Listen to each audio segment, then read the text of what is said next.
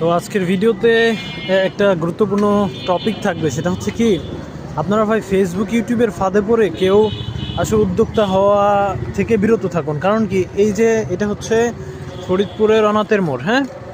তো এখানে এই ধরেন 5-6 মাস আগে অনেক নতুন নতুন উদ্যোক্তা আসলো, এবং এখানে যত উদ্যোক্তা আসলো এখন প্রায় 4-5 মাস পরে আসলে সন্ধ্যার পরে 2-3টা দোকান ছাড়া বেশিরভাগই বন্ধ থাকে।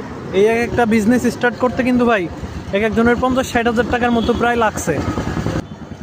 কারণ কি, গ্যাসের চুলা, বেঞ্চ, আরও খাবার পানি ইত্যাদি ব্যবস্থার জন্য লাইট, মোটামুটি টাকা পয়সা কিন্তু খরচ হয়েছে।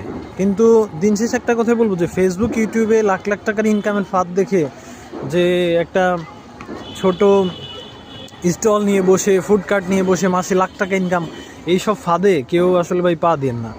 কারণ হচ্ছে যে এরকম বিজনেসের ফাঁদ ফেসবুক ইউটিউবে আপনি অনেক দেখবেন, কিন্তু বাস্তবতা অনেক নির্মম ভাই।